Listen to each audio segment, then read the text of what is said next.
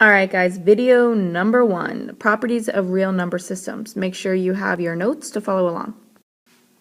The real number system includes every single number that you've ever encountered in your mathematics career. So any number that you can think of right now is classified as a real number. Now, we will talk later about numbers that are not real. Now, within the real number system, we have two big, very large categories: the rational numbers and the irrational numbers. Now, within the rational numbers, we have a smaller group called a subset, the integers. And then a smaller subgroup than that is called the whole numbers, and a smaller subgroup than that is called the natural numbers. Now, if you look at these arrows are very strategic. So the natural numbers are whole numbers. The whole numbers are integers, and the integers are rational and irrational are both real.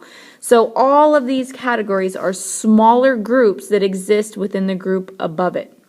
So kind of think of movies. So within the movie realm, we have comedies, we have dramas, we have actions, and of course more.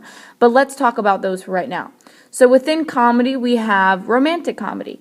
Well, romantic comedy would be a subgroup of comedy, and both of those would be a subgroup of the movies in general. So that is how subsets work. They exist within the larger group that it belongs to. So let's talk about the subsets of the real numbers, and I actually want to go all the way to the smallest subset and work my way out.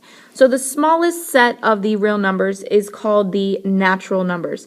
Now, natural numbers are the numbers we naturally count with. So think about if you were counting the people in a room, you would usually start with 1 instead of 0.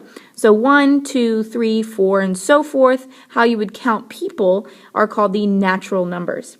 Now, the next biggest subset of the real numbers is called the whole numbers. Now, this includes all of the natural numbers, but also includes the number 0. So whole, we have the number 0. 0 looks like a whole. That's pretty easy. The next biggest subset is called the integers. Now, the integers are all of the whole numbers, but include the negative values as well. So we have -1, -2, -3, and then we start with our whole numbers 0, 1, 2, 3. So it is all of the negative numbers that also include the non-negative number 0 and all of the positive natural numbers. The subset that these three smaller subsets belong to is called the rational numbers. So the real number system is split into two big subsets, the rational and irrational, and let's look at the difference between those two. So what's the difference between rational and irrational? Well, rational numbers can be written as a quotient of integers where the denominator cannot be 0.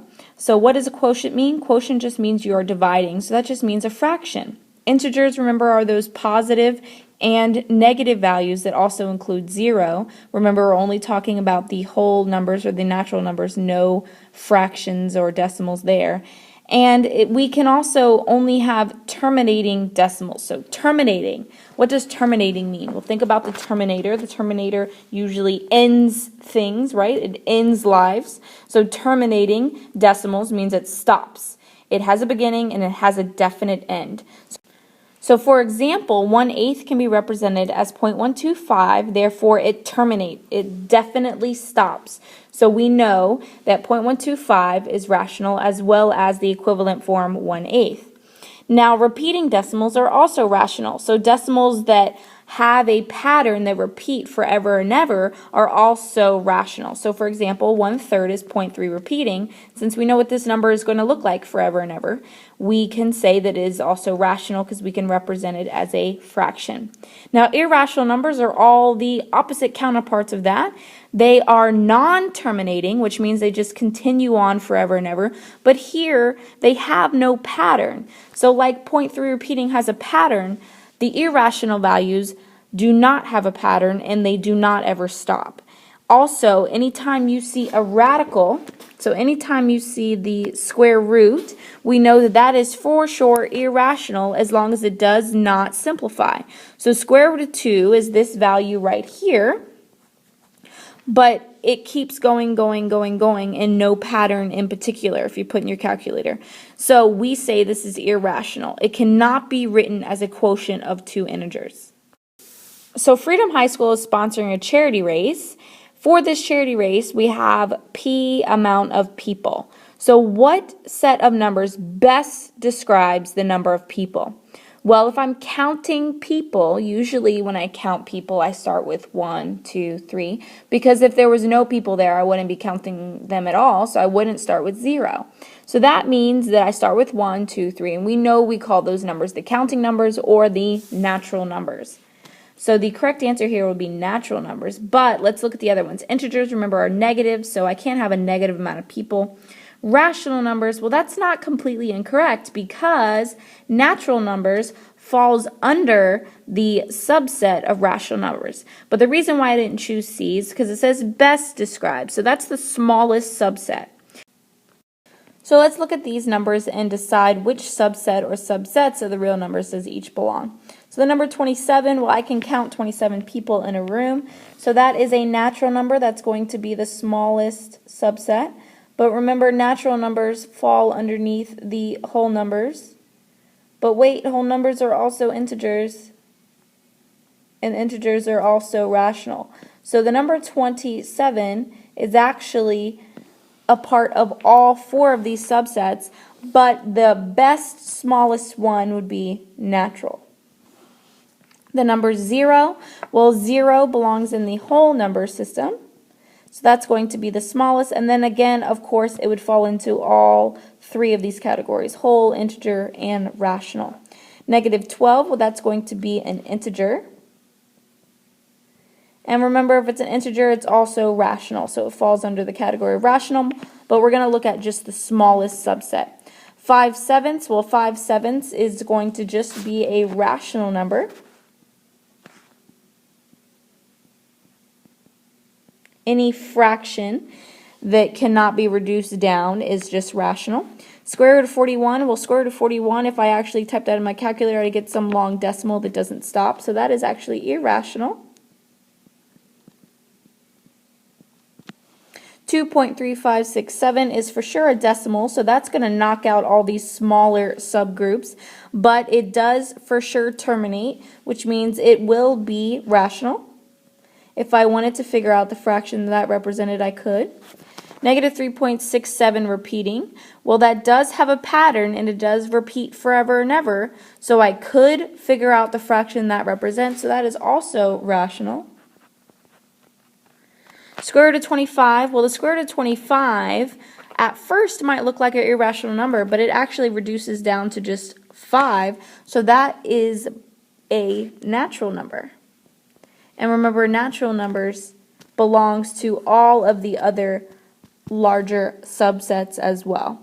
2.3567 ... means that there are more things happening with this number, but I don't know what they are, so I don't know if there's a pattern. And I don't know if it's eventually going to stop. So I have to then assume that this will be irrational.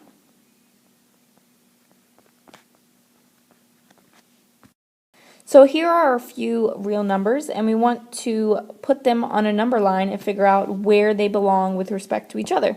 So negative 5/2, well, first let's give us a reference point, 0. Negative 5/2 I know has to belong on the left-hand side because it's negative.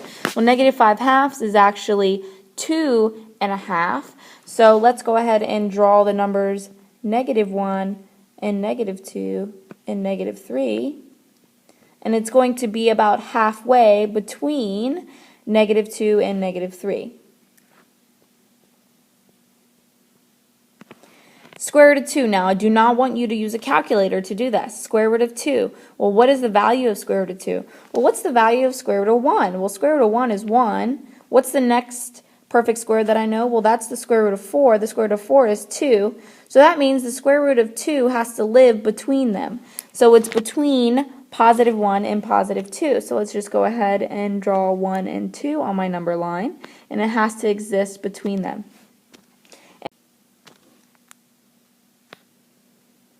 Alright, and what about 2.6 repeating? Well, obviously 2.6 repeating is bigger than 2 but smaller than 3, but it's a little bit closer to 3 than it is 2, so it's going to be over here.